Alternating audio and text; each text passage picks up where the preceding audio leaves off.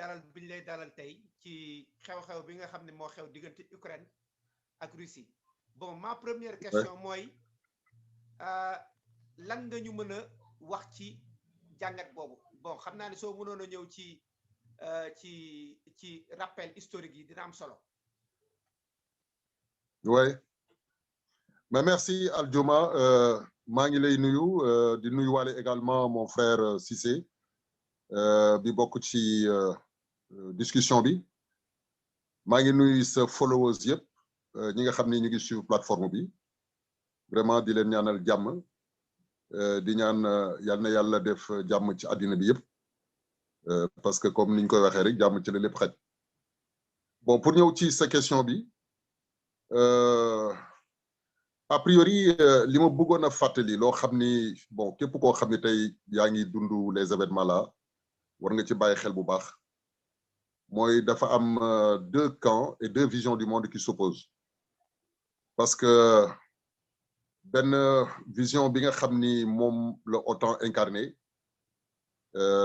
c'est une vision hégémoniste boo xam ni finalité bi mooy dominer le monde entier boo xool Europe occidentale depuis daanaka bi mu nekk ba léegi ni ci loolu rek lay dox souvent sax sooy dégg ñu naan États-Unis naan Europe man je dis simplement l'Europe occidentale parce que bu ñu fàtte ni États-Unis ñi ko fondé Europe la ñu jógee dem foofu et à quel prix lii wone que ñoom c'est un peuple guerrier boo xam ni xeex ak nootaange dong la xam mooy États-Unis d'ailleurs ñu ngi ko constitué sur le massacre de millions d'Indiens ñoo xam ne ci seen suuf lañ leen fekk toroxal leen massacrer leen ba nga xam ni am na écrivain américain yu bari yoo xam ne bind nañu ci affaire boobu di reconnaître la honte de cette histoire mais teewul ñoom actuellement à travers le monde fi ñu taxawee toujours mooy bëgg nañu nekk ay donneurs de leçons moo tax la première question qu'on peut se poser mooy États-Unis aujourd'hui kan la mën a jox leçon ñoom ñi nga xam ne fekk nañu des peuples autochtones muy les Indiens d'Amérique nekkoon ci seen suuf nekk ci jàmm mosuñoo agressé kenn ñu ñëw pour des raisons yoo xam ni très discutables très controversables ñu massacrer leen sans pitié de manière impitoyable ba jël leen parquer leen ci ay réserves créer foofu benn genre apartheid boo xam ni les Indiens ont perdu une bonne part de leur culture et de leur identité loolu lu ko gën a ñaaw ci àddina amul donc États-Unis bii tey taxaw di jéem a joxe ay leçons au sein de l'OTAN dont il est la locomotive dont ils sont la locomotive États-Unis boobu noonu la constitué woo kon xam nga ni c'est presque le voleur qui crie au voleur Europe li tax ma ni moom États-Unis benn la wax naa ko léegi Europe moom moo jur États-Unis donc def seeg sotti si la rek c'est le même peuple. lan nga bëgg a wax ci Europe moo jur États-Unis. Voilà parce que booy xool au 19e siècle bi nga xamee ni am na ay peuples européens yoo xam ni comme les Irlandais bon comme des Italiens ak d'autres peuples yoo xam ni dafa am ay exactions yoo xam ni ñu ngi ko doon subir ci seeni réew bon pour trouver ce que je pourrais appeler un Eldorado un ailleurs voilà ils ont émigré ils ont fondé les 13 autres États originels de l'Est américain ensuite ils sont allés ils se sont lancés dans la conquête de l'Ouest d'ailleurs booy fàttaliku xëy na ci sa jeunesse seetaan nga ay film western yu bari yu raconté de manière épique cette ruée vers l'or là mais cette ruée vers l'or c'est soldée également par le massacre de millions d'Indiens yoo xam ni dañ leen fekk ci seen suuf nangu ko par force jaay leen doole parce qu'il y avait une supériorité militaire ñu liquider leen de façon impitoyable moo tax Europe suñu nee OTAN Europe la rek parce que même bu ñu naan États-Unis mi ngi jël c'est l'Europe qui dirige l'Europe quoi en réalité moo tax man vision boobu laa ci am suñu xoolee ñun suñu continent bi fii Europe li mu fi def par la colonisation par l'esclavage te soo xool le peuple russe amul ci benn côté boo xam ne mës na ñoo tooñ lu dul ni ñoom fépp foo nit ñu ñuul ñi jóg jël ay armes wala en tout cas ñu taxaw di xeex pour moom seen bopp dañ leen a jàppale d'ailleurs l'exemple le plus récent mooy l'exemple malien bi nga xamee ni France bëgg na jël Mali continuer di ko noot créer foofu benn maanaam essayer de faire la partition du pays rien que pour piller les richesses du Mali Russie kese ñoom ñoo ñëw taxaw foofu bon pour jàppale leen kon peuple boobu dañoo war a am respect jëmale ko ci ñoom léegi nag cette même volonté hégémonique là qui veut nier la multipolarisation du monde qui est une nécessité parce que ñun loolu mooy suñu chance d'ailleurs peuple boobu actuellement États-Unis lu ñu bëgg mooy yemuñu sax ci ni nga xamee ni noonu lañ ko tasee ni ñu tasee URSS mais dañoo bëgg anéantir purement et simplement l'Union soviétique parce que xëy na yaakaaroon nañu ni bi nga xamee ni URSS tas na cette philosophie progressiste là bi nga xam ni Russie moom lañ doon incarné dafay jeex malheureusement pour eux bon cette philosophie là cette doctrine cette vision du monde ba tey waaw. Professeur avant may jox Cissé su fekkee ni am na question avant ma koy jox question bi je voulais savoir tout simplement est-ce que réellement qu'est-ce qui se passe entre la Russie et l'Ukraine pour que Russie mën a dugg Ukraine parce que foofu aussi bëgg naa nga ñëwal ñi fa nit ñi xam ko ñi xamul woon ñu xam. Voilà mais diggante Russie ak Ukraine en fait c'est le même peuple xam nga Ukraine booy xool dafa bokkoon ci république socialiste yi si URSS la bokkoon Union des républiques socialistes soviétiques bi nga xamee ni bon Union des républiques socialistes soviétiques tas na ci la Ukraine jëlee indépendance am mais en réalité boo xoolee ci biir Ukraine il y a une partie assez considérable boo xam ni c'est une partie russophone boo xam ni ay russe ñoo fay wax te russe yooyu beneen partie bi nga xam ni bon ñoom ñoo xaw a féete ci OTAN di jéem a def opération de charme vis-à-vis de l'OTAN partie boobu dañ leen di brimer on dit d'ailleurs qu'il y a plus de 14 000 morts depuis booba du côté des russophones te loolu du war a mën a neex les Russes parce que seeni mbokk lañu d'autant plus que d'ailleurs tàggoo bi du loo xam ni lu leen neexoon dafa fekk ni y a eu des complots yoo xam ni le monde occidental moom moo ko def ba tas URSS léegi nag Ukraine mi ngi sës rek ci Russie dafa am pacte boo xam ni bon américain maanaam OTAN daf ko signé woon ak les Russes comme quoi ñoom du ñu mës a xalaat jéem a étendre l'OTAN au-delà de l'Ukraine donc maanaam frontières yi nga xam ni bi Union soviétique tasee foofu la mbir yi yem foofu la ñuy jàpp ni foofu la ñu yem léegi nag ñu bëgg a violer traité boobu nga xam ni moom moo dox seen diggante mais Russie nag vraiment ni leen trop c'est trop voilà léegi comme noonu la dañuy nanguwaat li nga xam ni moom la ñu moomoon muy Ukraine parce que effectivement Ukraine ci Union des républiques socialistes soviétiques la bokkoon loolu ci tënk moom la ñu mën a wax ni. kon donc mooy traité de Varsovie en quelque sorte. non le traité de Varsovie xam nga traité de Varsovie jeex na bi nga xamee ni URSS jeex na parce que le traité de Varsovie le pacte de Varsovie ñu ngi ko créé woon bon c'était bon pour trouver benn maanaam interlocuteur à l'OTAN wala à la limite peut-être benn force boo xam ni moom mooy taxaw face à l'OTAN alors bi ñu tasee nag Union des républiques socialistes soviétiques daanaka le pacte de Varsovie n'existait plus parce que presque la majeure partie des républiques yi nga xam ne ñoom ñoo composé woon URSS benn bu si nekk à la faveur même de l'appui des occidentaux dañoo ñafe bon finalement jot seen indépendance bon ay Moldavie ah allô voilà donc le pacte de Varsovie en réalité il n'existe plus parce que bi ñu ko créé woon contexte bi taxoon ñu créé ko c'était dans le contexte de la guerre froide mais bi ñu demee ba à la suite du mur de Berlin nga xam ni le monde soviétique dañ ko dissoudre bu ngeen di fàttaliku amoon na fi benn période boo xam ni Gorbatchev moo fi lancé woon li ñu wax la glasnost et la perestroïka c'était un peu le changement de paradigme quoi géopolitique finalement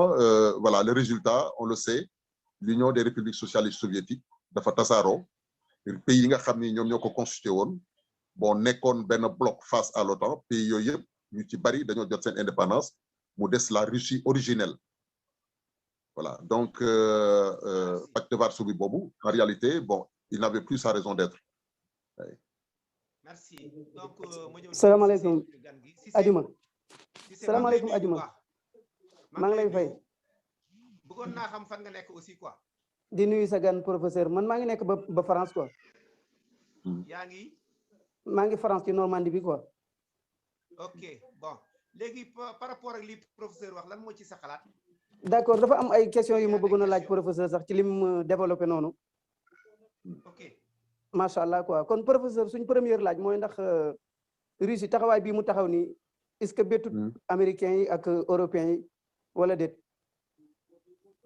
en réalité bett na leen bettu leen parce que xam nga muy OTAN bon du côté russe ils ont des services de renseignement yoo xam ni bon parfois loo foogul sax dinañ ko xam kenn ku si nekk xam nga sa adversaire mais en tout cas am na benn réalité boo xam ni bon incontestable mooy que l'OTAN actuellement a peur de la Russie parce que Russie xëy na daan nañu noggatu yeneen peuple parce que boo xoolee ni ñu def Syrie boo xoolee ni ñu def fële en Libye tasaare ko fas yéene woon ko def Mali ak yeneeni gox ci àddina bi loolu la ñu yaakaaroon ni dinañ ko war a mën a def mu jëm ci Russie mais nag Russie du ñooñu parce que Russie c'est une superpuissance boo xoolee li ñuy wone ci ay armement rek booy xool ni c'est l'armée la plus puissante du monde à l'heure actuelle ba pare Russie boo xool ba ci biir dafa wéetul ci mbir mi parce que Chine allié naturel la mooy Russie bien que amoon na jamono boo xam ne sax ñoom réeroo woon nañu bon du temps déjà de Lénine parce que bokkuñu woon un peu au plan philosophique la même perception des choses mais aujourd'hui xam nañu ni États-Unis les États-Unis commencent à battre de l'aile et que comme monde bi la règle au plan géopolitique mooy presque ku mën sa moroom duma lambi golo la léegi Russie xam nañu ni seen partenaire naturel mooy la Chine mooy la Turquie donc au-delà de la Russie dafa am yeneen nations yoo xam ni qui sont extrêmement puissantes yoo xam ne ñu ngi taxaw temm lii moo tax gaa ñi en réalité bon tiit nañu quoi est-ce que bett na leen bettu leen je suppose que bon xamoon nañu ni am dañ doon cokkaas Russie waaye nag li leen ci fekk gis nañ ko. waaw xaar ma ñëw ajuma ci sama biir question quoi ma laaj ko ba tey professeur dafa mel ne da nga ne bettu leen kon da nga bëgg wax ne américains yi xamoon nañ ne Russie moom programme woon na ay ngànnaayam bu baax a baax wala loolu amuñ ci woon xam-xam ndax amoon nañ ci information. non am nañ ci xam-xam parce que Russie nëbbuñu ko ndax Poutine am na benn sortie bu mu def temps il est passé bon woo pratiquement la classe politique russe di leen xamal ni actuellement armes yi ñu am ni bon du point de vue militaire il constitue la puissance la plus redoutable de la planète bon te loolu xam naa li ñu ci jublu woon mooy xamal ko c'est une manœuvre d'intimidation boo xam ne ñu ko doon jubale ci américains yi ba pare dañ koo def wane ko kon américains yi dofuñu soo gisee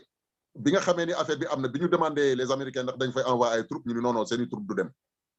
bi ñu demandé français yi également dañu ni duñ fay envoyer seeni troupes mais li ko waral du leen lu dul ragal bu fekkoon ni pays bu ñu mën a noggatuloo comme par exemple ay Libye waaye jël nañu seeni avion bombardé ko bu yàgg waaye nag Russie du Libye loolu mooy mbir bi waaw professeur waaw ba léegi kon est-ce que gisoo ne Vladimir Zelensky est-ce que nekkul dafa juum ndax soo gisee moom it mu insister ne dafa bëgg a dugg peut-être li ci Amérique doon dugal ay kàddoom ak français ñoom seen njiitu Ukraine bi njiitu Ukraine bi boo gisee mu poussé ba tax Poutine def lii mu def est-ce que gisoo ne ñële waa Amérique ak français yi ci doon dugal seeni kàddu moo tax mu am jot ci ne ñoom bu kii jógee ñoom ñëpp dañu jóg pour songu koog yooyu. très bien d'ailleurs en fait gis nga mbir mi boo ko xool ba ci biir affaire bu ndaw la en réalité parce que njiitu Ukraine bi dafa bëgg a dugg ci OTAN. xam nga loolu du lenn lu dul en fait ay papiers yu ñu signé quoi. c'est-à-dire ay accord xam nga loolu en soi soo ko xoolee ba ci biir à la limite ça peut paraître anodin mais c'est que conséquences yi mu nar a jur moom moo am parce que moom dañ ko ngemb ndax président bi fa nekkoon il était pro-russe gars yi xeex nañ ko ba jëlee ko fa moom ñu samp ko bi ñu ko sampee moom mu wone carrément ni dafa bëgg a dumooyu Russie wëlbatiku nekk ci jëm ci OTAN donc moom en réalité genre marionnette la rek boo xam ni occidentaux yi ñoom ñoo ko yoree di ko manipuler bon su fekkoon ne nag dëgg amoon na xel te mu xool ci askan moom mu dem ci côté russe moom moo ëppoon d'ailleurs solo ci moom que mu dem ci OTAN quoi dinaa dafay bokk ci OTAN. jërëjëf professeur professeur ci éclairage yu am solo nga ñu indil donc beneen question bi ma lay poser mooy day delluwaat toujours ci. Adjuma yokkal sa kàddu tuuti Adjuma ba léegi may ñu kàddu quoi volume. donc ana lan moo tax maanaam waa Union européenne bëgg a jàppale coûte que coûte Ukraine pour mu génn. dégguma bu baax de. maanaam dama bëgg a wax ni professeur bëgg naa xam ana lan moo tax waa Union européenne. bëgg a jàppale coûte que coûte Ukraine pour mu génn ci guuta gi mu dugg. mais wax naa la ko c'était xam nga ñoom mais xam nga li Cheikh Anta Diop doon wax quand il parlait de l'Europe il parlait de la bête blanche. mais en réalité man damay toog di xalaat le peuple européen bu mu yàgg dañ may xaw a jaaxal parce que toutes les grandes guerres du monde ñoom ñoo ko def la première guerre mondiale ñoom d'ailleurs pendant tout le Moyen-Âge ils ont passé tout le Moyen-Âge à se faire la guerre.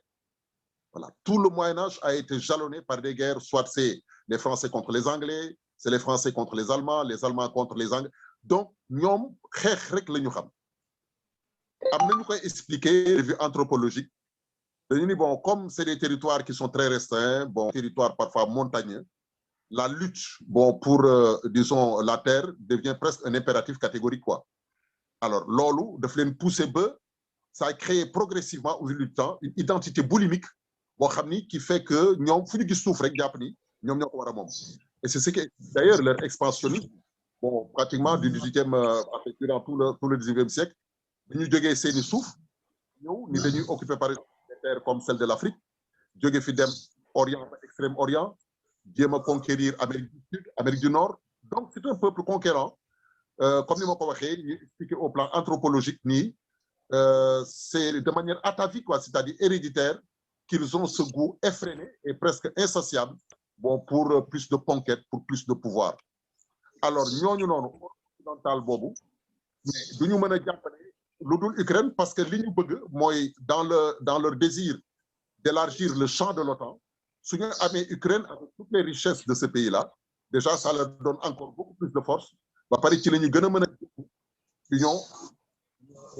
la ñu gën a mën a jekku Russie. Lii moo waral Union européenne. Bon, l'Union européenne est un peu, j'allais dire,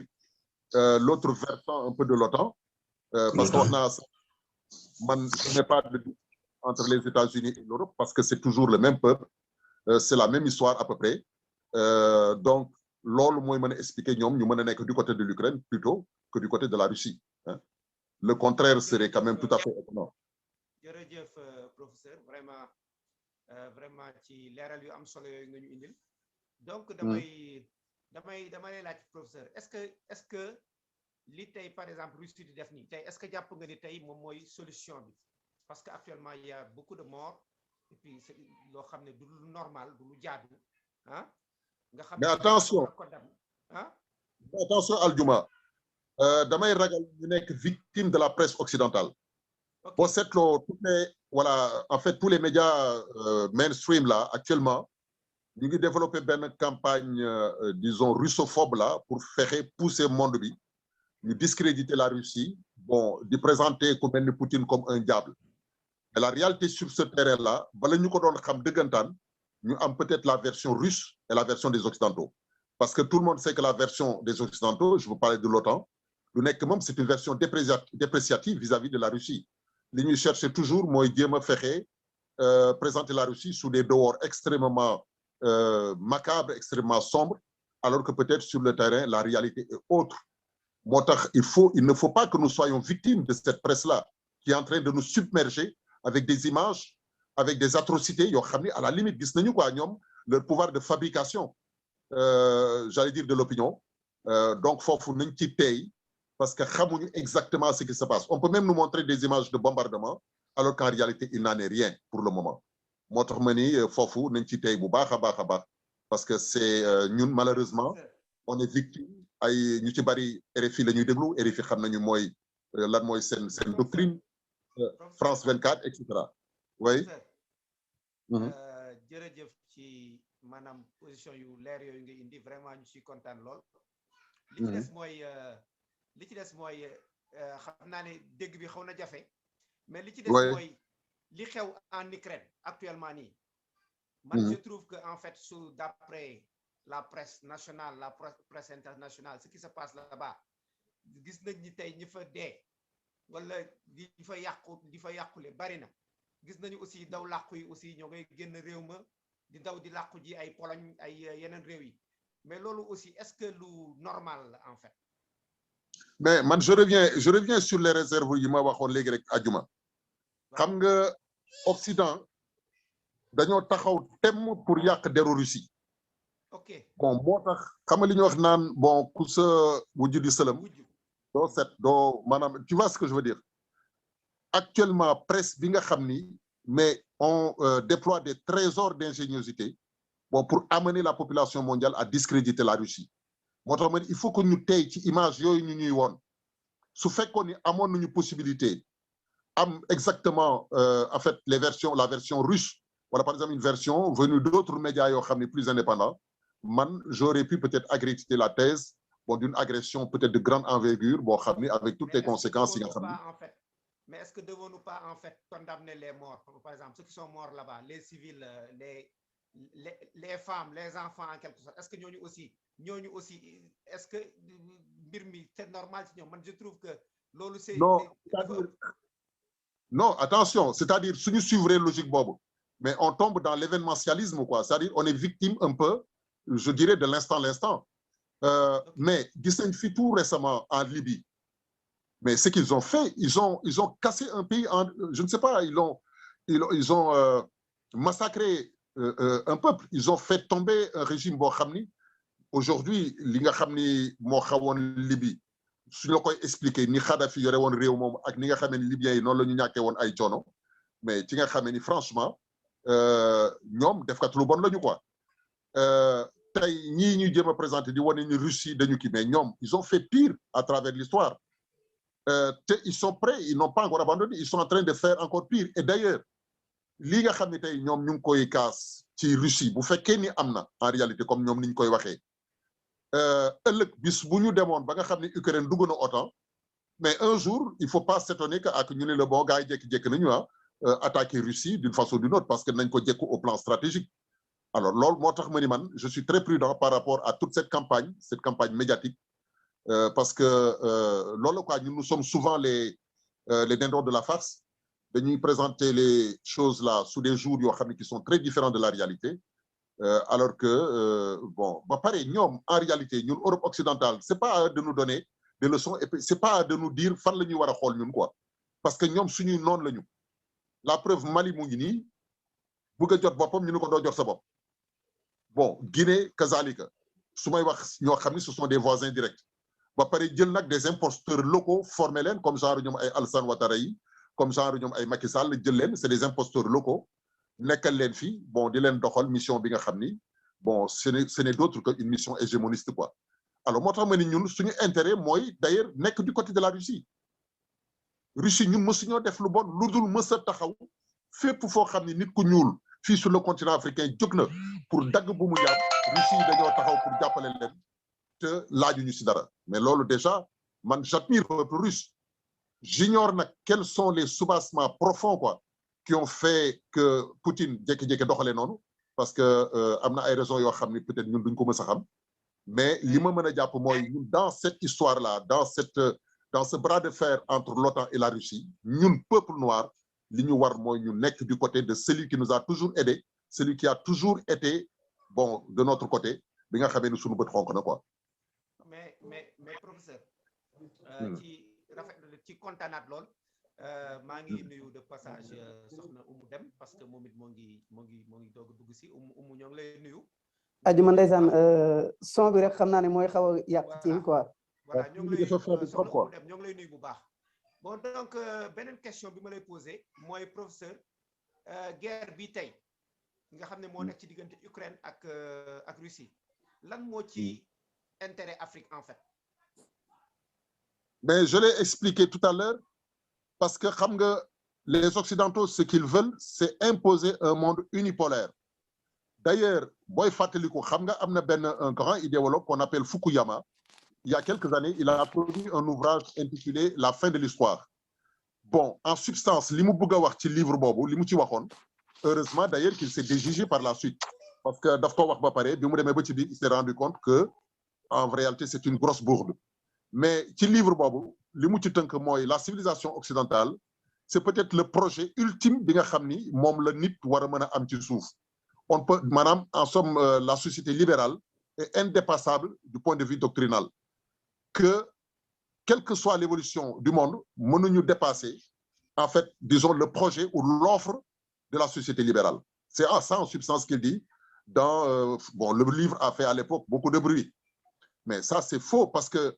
un monde multipolaire avec des puissances yoo xam ni comme celle de la Chine des puissances émergentes comme celle de la Turquie comme celle de l'Afrique dans quelques années parce que l'Afrique est en marche mais loolu mooy mën a tax mu am benn équilibre à travers le monde il n'y a pas de raison qu'une partie de l'humanité veuille dicter le ton à tout le reste de l'humanité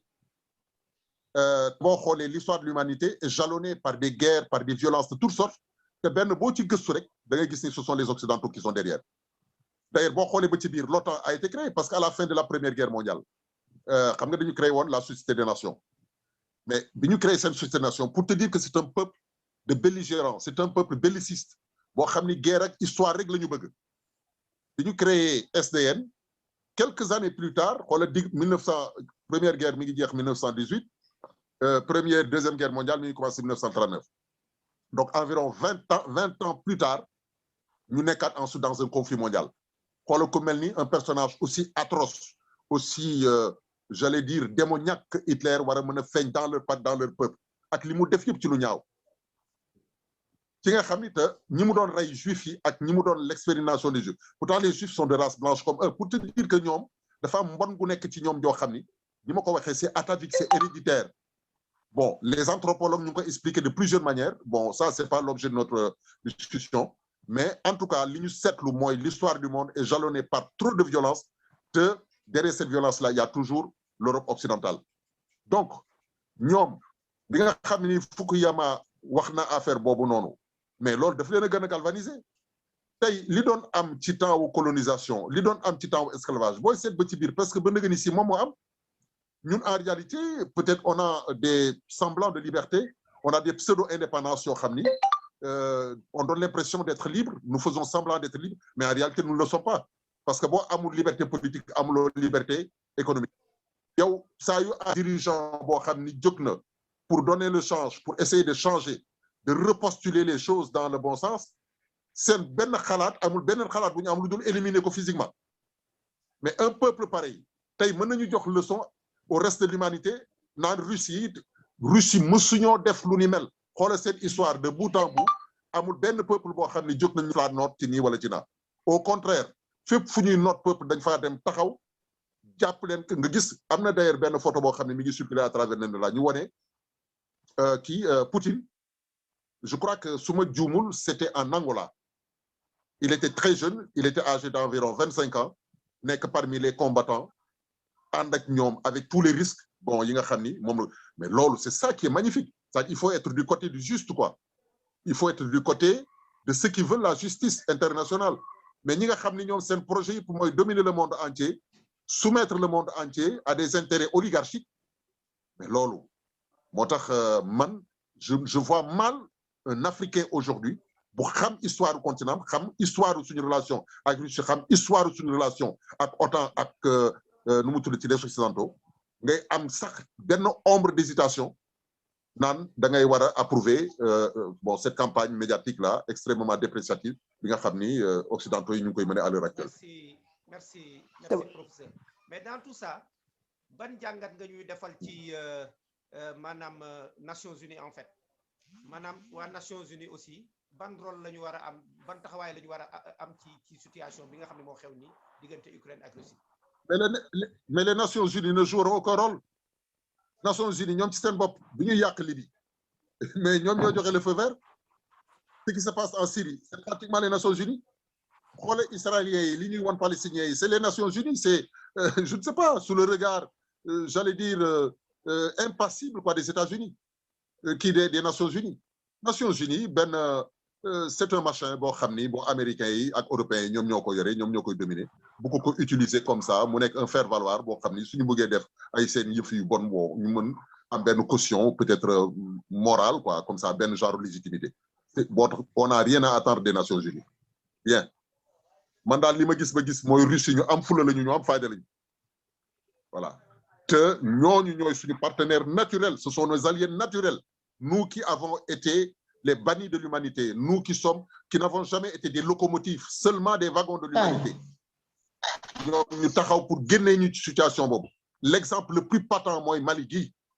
Tey Russie buñ fa nekkuloon français yi def nañ fa musiba nañu def Libye def nañ ko Mali. Mais c'est grâce aux Russes. ak fële quoi. Sadio ça va. Kolo wa mami mi ngi seen kër. Congo aussi Russie fascisme amoon na gàllee oligarque mi ngi seen kër. dafa def fa lu am solo moom it quoi Congo. Voilà au Congo. Congo boo xoolee xam nga jaxase woon na leen ba ñuy def ay xeexu musulman ak chrétien yi. Voilà. mais bi mu fa ñëwee gis nga mu écarté affaire yi ba. waaw. allo. allo Oumou Deme. tëj naa micro bi. voilà ok am naa benn Oumou Deme bu ma xam ne. léegi professeur dellu si ci li nga doon développé.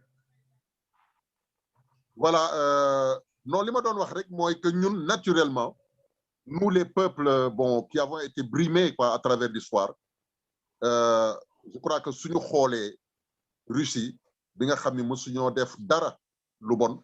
gisuñu benn terre boo xam ne vraiment colonisé nañ ko lu dul nekk ci seen pays di organiser wu nekk pays bu réew mu jàmbaare ba tax ñu am aujourd'hui puissance bi ñu am ba pare nag ñoom jéemuñu seen noot kenn lu dul fépp foo xam ne gis nañ ñuy noot ñu ñëw jàppal leen fa je crois que suñu allié naturel mooy Russie suñu allié naturel mooy Chine te ce qu'il faut souhaiter mooy une multipolarité à travers le monde nga xam ni bon Russie ak Chinois yi Turquie yi dañuy ak Iran dañuy def benn bloc bu dëgër boo xam ne nag pour mettre fin à l'oligarchie au règne de l'oligarchie à la puissance des grandes disons aux exactions des grandes puissances d'argent yi nga xam ni mooy ay France ay Allemagne ay Angleterre ay États-Unis et cetera donc ñun loolu moo war nekk ci taxawaay. professeur oui. lan nga jàpp ni tey waaw maa ngi dégg. ah. lan nga jàpp ni tey mooy objectif Russie en fait lan nga jàpp tey mooy seen objectif Ukraine la wala seen objectif lan la. non Poutine l'a dit parce que le point de départ mooy bi nga xamee ni Ukraine exprimé na ay velléités bon d'adhésion à l'OTAN. Or OTAN ak Russie dañoo mësoon a d'accord ni loolu du mës a am maanaam OTAN ci boppam jël na engagement ni du mës a xalaat jël Ukraine di ko taf ci boppam léegi nag bi nga xamee ni bon le président ukrainien jël na décision ni dafay adhérer OTAN ci boppam wane ni d'accord na kii mais ça représente immédiatement une trahison donc l'objectif de Poutine c'est de dissuader l'OTAN ni ko lii maanaam il faut pas franchir un pas supplémentaire déjà yéen fexe ngeen ñu comploter ngeen ñu contre l'Union des républiques socialistes soviétiques ba tas ko république yu bari jël seen indépendance ñu accepter loolu on se replie sur la Russie originelle mais loolu doy na sëkk quoi donc c'est à mon avis un exercice de dissuasion boo xam ni yaakaaruma nag américains yeeg OTAN ak affaire yooyu quoi naan dañuy jéem a fexe bon pour attaquer Russie loolu moom xalaatuñu ko quoi moo tax même ceux qui craignent une troisième guerre mondiale je ne pense pas que ce soit à l'ordre du jour pour le moment. Voilà léegi ñu jéem a laaj Oumou Deme Baara mën nga ma taalal micro Oumou Deme su fekkee yaa ngi may dégg su fekkee da nga am question booy poser Oumou Deme allo Oumou Deme. amoon naa sama benn ancienne élève là bu tudd Oumou Deme est-ce que c'est pas elle. waaw mën na nekk moom nag. te mu nekk Dakar. mën na nekk moom waaw. allo soxna Oumou Deme léegi Cissé. Ouais. Cissé da nga am question. waaw professeur. waaw. ñu lay laaj ne la est-ce que Russie comme taxaw. mais pas rek gisatuma image bi de. ci Ukraine. ah. ma ne Russie taxawaay bi mu taxaw nii ci Ukraine. waay. su jógee est-ce que gisoo ne dafay tàllal loxo bépp dëkk bu am bu néew doole bu ñuy not. pour ñu ko jërëjëf. jéem a la fi ma may la ma jox la coup de main pour nga moom sa bopp daal. absolument absolument Russie loolu la mës a taxaw waaw Russie loolu la mës a taxaw l'Union des républiques socialistes man je déplore d'ailleurs c'est vrai qu'à un certain moment donné il y a eu beaucoup d'inquiétudes parce que bu ñu fàttali ko en 1963 avec l'histoire de la baie des cochons bi nga xamee ni les Russes là bëggoon nañu implanter ay missiles à Cuba bon américains yi leen du fi amee c'était en 1963 bon ñuy dem ba on raconte même d'ailleurs que Kennedy même a pleuré pendant la dernière nuit bi nga xamee ni dañoo joxoon woon ay ultimatum heureusement il y a une diplomatie secrète boo xam ni moo tax ba finalement loolu mujjul am Russie am na jamono boo xam ni c'est vrai bon ils ont fait peur quoi waxuma sax russe mais Union des républiques parce que dafa am une différence quand même assez grande entre l'Union des républiques socialistes soviétiques et la Russie actuelle la Russie ndey xëy na mooy ndey ji mooy le pays le plus vaste mais il y avait des républiques satellites yoo xam ni bon qui par un pacte d'alliance assez solide quoi avait constitué le pacte de Varsovie jamono yooyu au temps de la guerre froide il y avait des frayeurs à travers le monde entier quoi on pouvait craindre que bon d'un moment ou l'autre guerre am mais xam nga guerre yi amoon peut-être entre 1914 1918 1939 1945 bokkul ak li nga xam ni actuellement l'arsenal militaire am na ko parce que les gens disent que li fi nekk ci bombe actuellement am nañu capacité de détruire des planètes 5 fois plus grosses que la Terre hein donc xam nga loolu c'est énorme ça veut dire que donc gars yi dofuñu parce que une guerre nucléaire aujourd'hui ce serait la fin est-ce que du doon d'ailleurs sax àddina bu tukki bi nga xam ni moom la ñuy wax ci diine ji ñu expliqué ñu ni àddina bu tukki safara su rëy lay xam ni ku ne xam na bombe atomique mu demee dëgg la waaw ma laaj la beneen laaj ba léegi professeur mooy bombe bii di bombe bu am doole boobu noonu bombe nucléaire boobu yaakaar naa ñoom dañoo wote woon ay jamono pour am ñun ko autoriser ni ñoom am nañ droit ci defar ko am ñu ne amuñ droit ci defar ko léegi may wax ni est-ce que bombe boobu nekkul ne xam-xam moo ko war a defal ak xaalis léegi ak képp koo xam ne am nga xam-xam bi am nga xaalis bi est-ce que amoo droit defar ko pour garder sa sécurité wala déet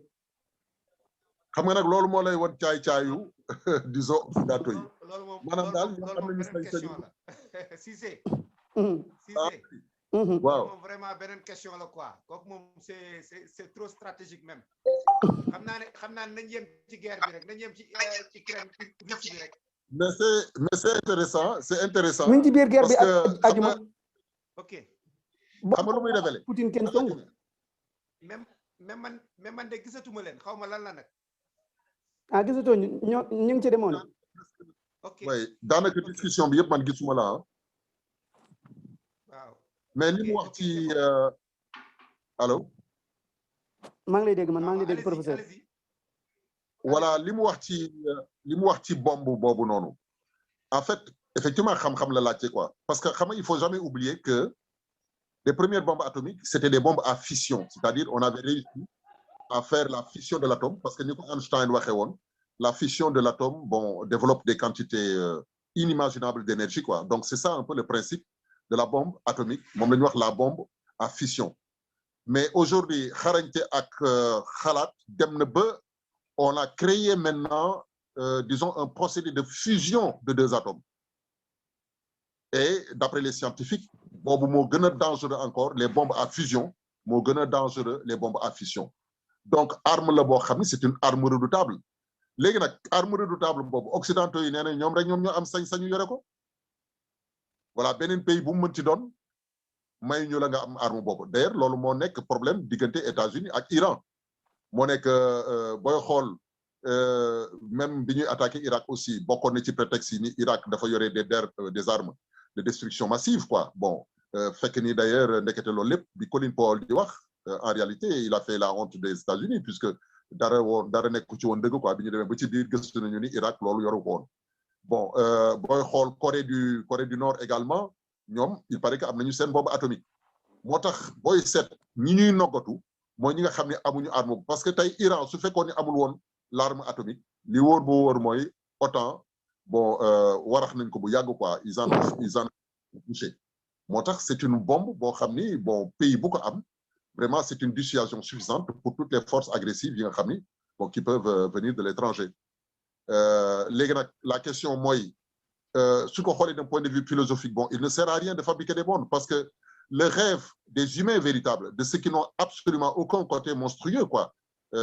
vraiment mooy un monde de paix débarrassé de toutes les armes de guerre débarrassé de toutes les violences et tout quoi bon mais ça c'est un rêve mais comme on dit très souvent, qui veut la paix prépare la guerre. Comme dañu nekk ak ay nit ñoo xam ne vraiment duñu ay nit moom laa wax ni Cheikh Anta Diop il les appelle parlant de la race blanche il parlait de la bête blanche pour montrer à quel point il y a des instincts animaux quoi ci ñoom parce que kenn mënul expliquer un peuple boo xam ni volonté yëpp mooy noot yeneen peuple volonté et puis sans pitié de manière impitoyable tey suñu xool le continent africain xool li fi nekk yëpp ci lu ñaaw li fi nekk yëpp ci douleur malgré tout loolu dawul seen yaram ñu ni sax bon même su fekkoon ni loo doon tegal la sax nga xaw a bàyyi tuuti xaw a sax jolamal mais c'est des gens yoo xam ne à la limite tu te dis est-ce que ñoom jàpp nañu comme des nit comme ay nit quoi